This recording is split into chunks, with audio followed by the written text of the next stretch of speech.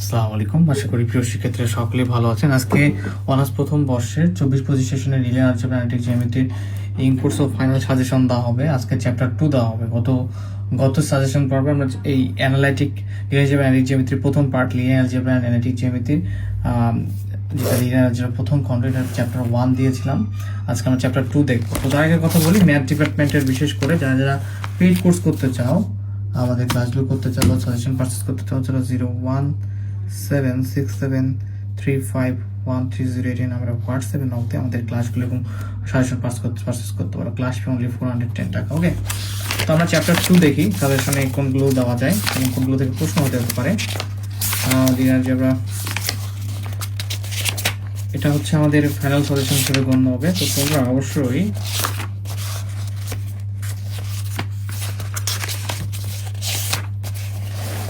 দেখো, এখানে chapter 2 RN CN,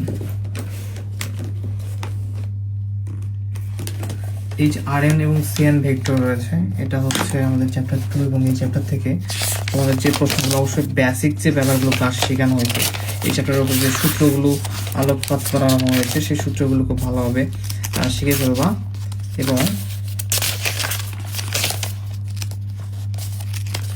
chapter থেকে যে প্রশ্নগুলো করবা।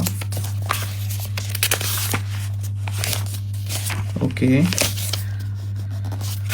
আমি প্রশ্ন খুঁজতেছি তোমাদের জন্য, যে প্রশ্নগুলো পড়া দরকার এখন খুঁজে পাচ্ছি না।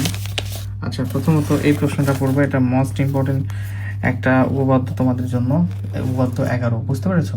উপপাদ্য 11 খুবই গুরুত্বপূর্ণ তোমাদের জন্য। উপপাদ্য মিনস্কের অসমতা বা উপপাদ্য 12। প্রশ্ন কিভাবে হতে পারে?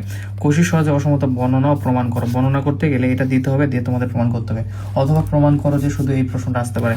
এবং বা মিনস্কের অসমতা ও ত্রিভুজের অসমতা বর্ণনা ও প্রমাণ করো, বা শুধু প্রমাণ করো দিয়ে এই প্রশ্নটা দিতে পারে। ঠিক আছে? সো সব দিকে খেয়াল রাখতে হবে।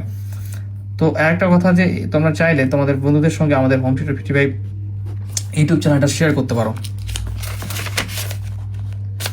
এরপরে যে প্রশ্নটা তোমাদের করতে হবে সেটা হচ্ছে পিথাগোরাসের উপপাদ্য এখানে রয়েছে, উপপাদ্য 16, এটা করতে হবে। এবং যারা পেইড ব্যাচের, এই প্রশ্নগুলোর মধ্যে যেগুলো করানো থাকবে না আমাকে বলবো। উপপাদ্য 17 করতে হবে।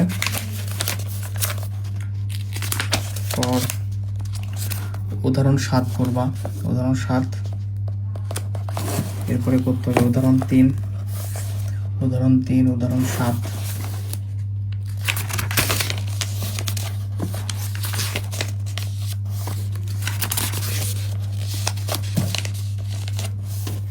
উদাহরণ 13,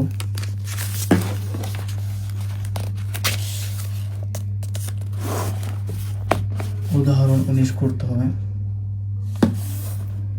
সরি, উদাহরণ 14, এটা উদাহরণ 14 নাম্বার করবা। এটা মোস্ট ইম্পর্টেন্ট একটা, মোস্ট ইম্পর্টেন্ট।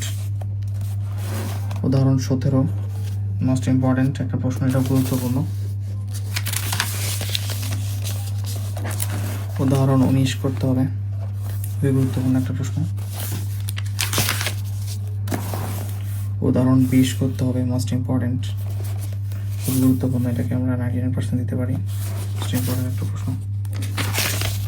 তো চ্যাপ্টার 2 এর এই কয়েকটা প্রশ্ন আমরা এখান থেকে করবো।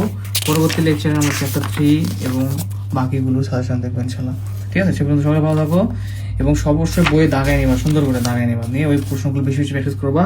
ওই নিয়মের ভিতরে আসতে পারে, নিয়মের ভিতরে আসলে যেন করতে পারো। ঠিক আছে? ধন্যবাদ। ওকে।